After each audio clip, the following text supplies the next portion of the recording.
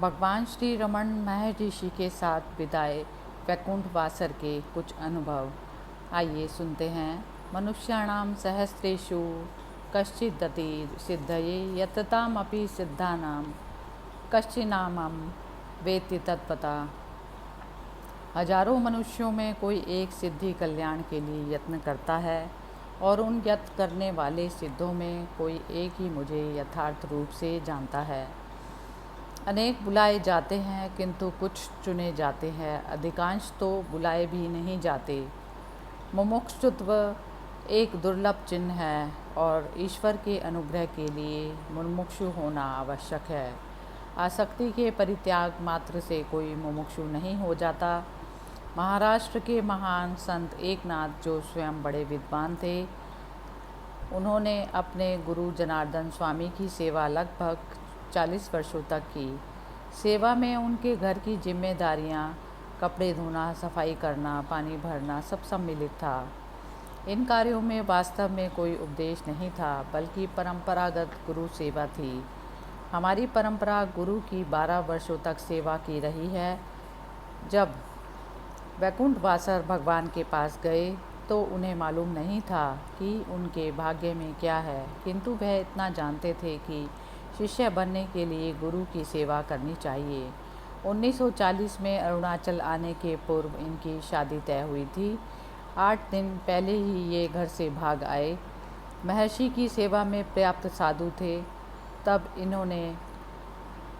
रमन महर्षि ने इन्हें भी अपना लिया। सर्वाधिकारी निरंजनानंद के पास जाने से इन्होंने अपने आप को रोका। तब पलाकोत्तु ये गए और सोम सुंदर स्वामी से मित्रता कर ली। सूर्य के प्रकाश में सूखने के लिए फैलाए गए सूखे फलों, दानों एवं अन्य चीज़ों का इन्होंने निरीक्षण किया। ये सब इन्होंने एक योजना के अंतर्गत किया। इन्हें भगवान दोपहर के बाद रोज़ पलाकोत्तु आते हैं ऐसा पता था। भगवान जहाँ से गुजरते थे उस राह के निकट इन्होंने फल सुखाने के लिए फैला दिए। तब भगवान ने इन्हें देखा तो ये अपना अनुभव इस प्रकार बताते हैं कि मैं रोमांचित हो गया। इस सामान्य कार्य को मैंने पूरी एकाग्रता से किया। उच्च लक्ष्य के लिए व्यक्तिगत आराम का भी त्याग कभी व्यर्थ नहीं जाता। भगवान दया एवं करुणा की प्रतिमूर्ति है। जिस अवसर की मैं खोज कर रहा था वह आ गया। मेरा सर्वाधिकारी से परिचय कराया गया तथा अनुमोदन में कुछ शब्द कहे गए कि पारिवारिक बंधनों से मुक्त मैं एक ईमानदार और कर्मठ व्यक्ति हूँ तथा जो भी कार्य मुझे सौंपा जाएगा पूरे समर्पण भाव से करूँगा। यह एक प्रकार की मेरी परीक्षा थी। उन्होंने विभिन्न प्रकार के कार्यों में सौंपे, जिसमें से अस्पताल के निर्माण की देखरेख, गाय बैलों की देखभाल, चावल दाल लकड़ी आदि की खरीदी शामिल थी। कार्य आरंभ करने के पूर्व एवं समापन पे मैं रोज़ भगवान की रिपोर्ट देता था। भगवान का अनुग्रह उन्हें प्राप्त होता जो आश्रम में सेवा का कार्य करते थे। मैं और राम स्वामी पिल्लई आश्रम के कार्य के लिए कई बार साइकिल से कस्बे जाते थे।